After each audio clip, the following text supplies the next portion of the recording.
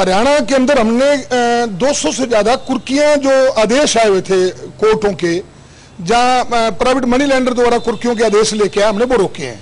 और ये हम निश्चय जब कर चुके हैं और इलाका निश्चय कर चुका है, फतेहाबाद का हर आदमी निश्चय कर चुका है, तो हम तो क्योंकि अभी ये बीच में एक बार रुके हैं क्योंकि आज आग दना संस्कार करके आए हैं, इसके बाद इस आंदोलन को और तेज करेंगे। इसका क्या दिशा होगी ये भी तय करेंगे हम लोग। और ये निश्चित हो गया, आप कह सकते हैं आज कि फतेहाबाद के इस क्षेत्र के अंदर परमाणु संयंत्र नहीं लगेगा। हुड्डा साहब को अगर विकास की, सोनिया जी को विकास की, राहुल जी को विकास की बड़ी चिंता है, तो हम कहते हैं इसको दिल्ली ले जाए, वहां विकास कर ले, हमें कोई इतराज नहीं।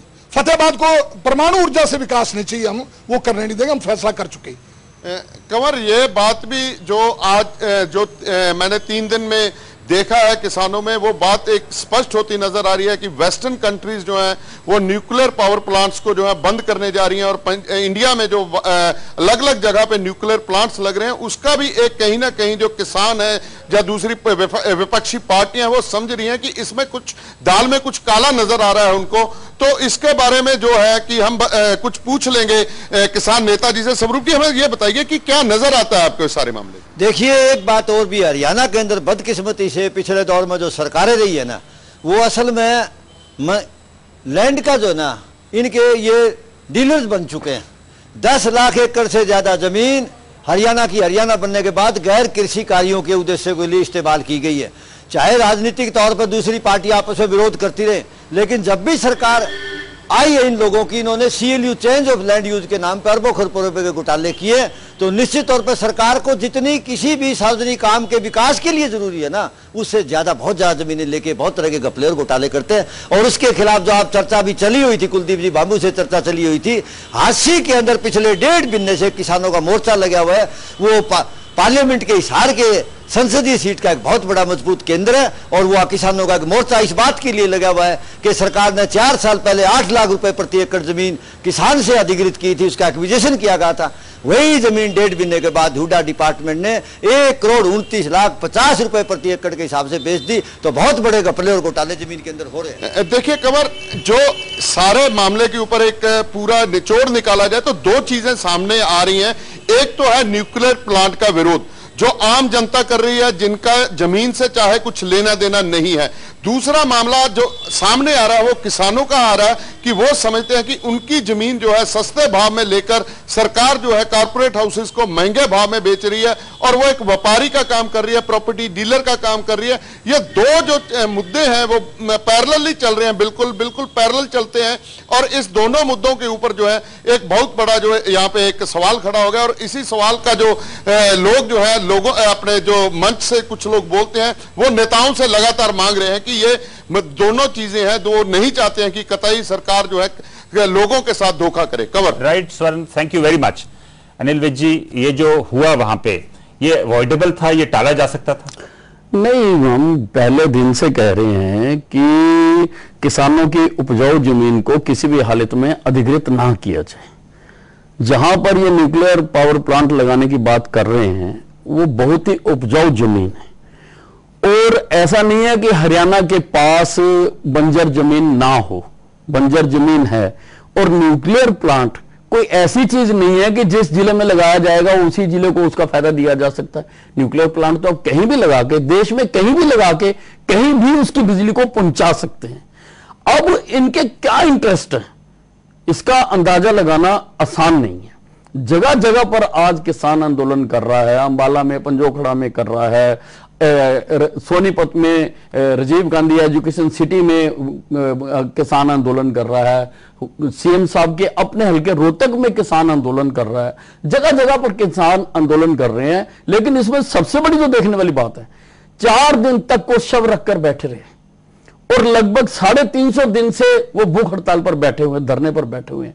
लेकिन सरकार के ऊपर जो अपने आप को लोगों की सरकार कहलाती है, जो जनहित की सरकार कहलाती है, उस सरकार के ऊपर उनकी बात का कोई असर नहीं है। साहब, क्योंकि national land acquisition bill parliament में पेश किया जा चुका है, तो आपको लगता है कि हरियाणा सरकार को भी वेट करना चाहिए? मैं यही कहना चाहता हूं कि जब नया land acquisition and rehabilitation bill सदन में पेश कर दिया गया और भूपिंदर सिंह हुड्डा को, मुख्यमंत्री जी को, उस बिल की भावना का सम्मान करते हुए जब तक वो बिल पास ना हो जाए तब तक हरियाणा में जितनी भी भूमि अधिग्रहण की प्रक्रिया चल रही है, चाहे वो किसी भी स्टेज पे है, चाहे वो 4 हो चुका है, 6 हो चुका है, जहां पर भी अभी पूरी तरह से प्रोसेस समाप्त नहीं हुआ, वो सारी वहीं की वहीं रोक देनी चाहिए, सबको वहीं रोक देना चाहिए ताकि किसानों को रिलीफ मिले।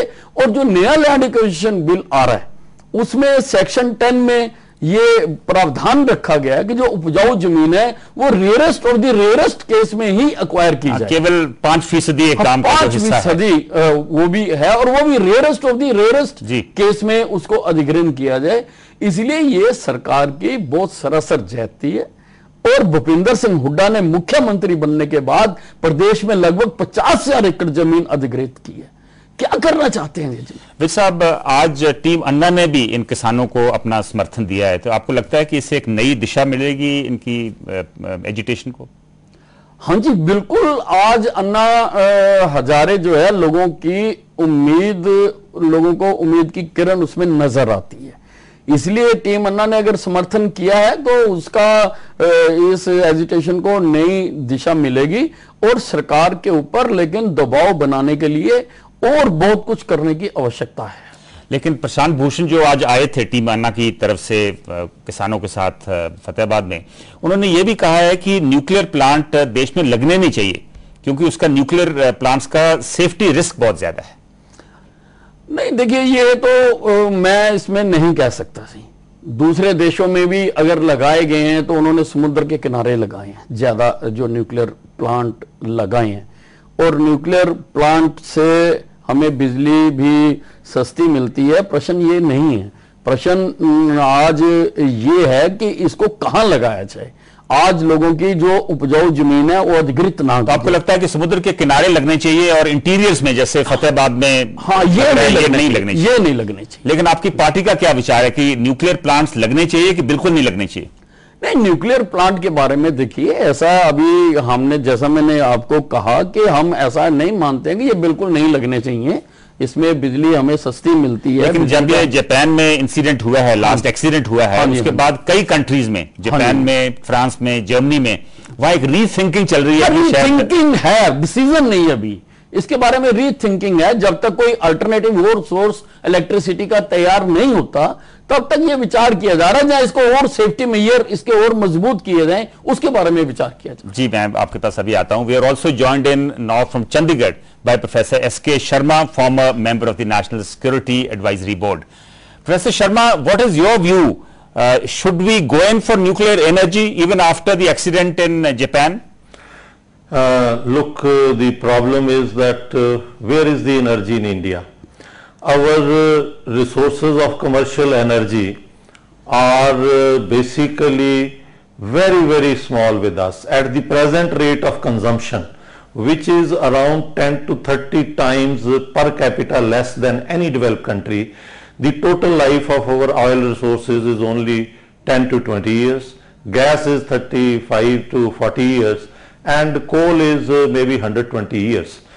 The situation is that 80% of the commercial energy is being used by only 20% of the population. 500 million people of this country have not seen electricity what it is. 800 million people still cook with biomass, and if we want that our India is going to be superpower, what particular other energy we can use? Renewable energy, everybody talks about it. I have spent half of my life, rather 3/4 of my life in propagating that. For at the present you see costs, there has to be a subsidy of 13 rupees to 15 rupees per unit. How much capacity of the power can be Professor produced? Sharma, what you are saying was the thinking till a few months ago. That's why a lot of people welcomed India's nuclear deal with various countries and the United States.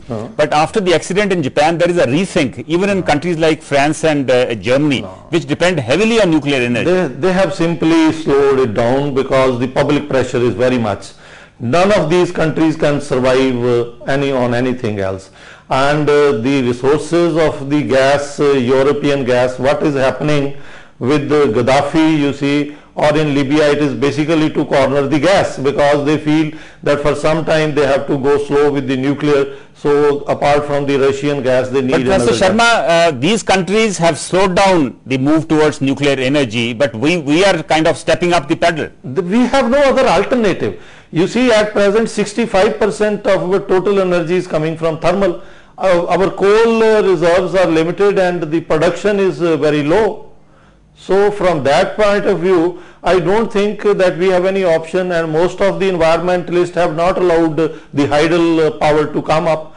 So we have only 25 to 26% of the total mix which is from the hydel, whereas in other countries it is not less than 45 to 50%. So we are actually thermal energy is basically not a source, it is basically a peaking source in other countries, and we are using it. But Professor Sharma, people still haven't forgotten the Bhopal gas tragedy. It wasn't nuclear related, but even that gas tragedy people still haven't forgotten. So don't you think with our poor safety norms, we should go very slow on nuclear energy? This safety is something which has to be. Even in Japan, this incident would not have taken place. Reason is that they had the safety measures in the sense that if there is some problem with the power outlet, they had the backup power to run the cooling pumps. Tsunami was so hard that the cooling pumps didn't work. They had these diesel generator, but there was no diesel over there. So there is no fault of the nuclear energy. It is basically that nobody could comprehend that this particular situation. But Professor Sharma, North India is on a fault line. I think the risk here is much larger. And as Mr. Vij was saying, even if you have to go in for nuclear plants, then go for nuclear plants on the coastal areas, not in the interiors like in Haryana. You see, problem is that you have to take the design into consideration. When there was a earthquake in Kutch, nuclear plants or other plants, they didn't get affected by it, because this particular thing is taken into account in the design itself. And what is required is, for siting these nuclear reactors, you require a lot of water. So you have to ensure that these particular plants are, you see, near a water source. So even inland you have to be very clear.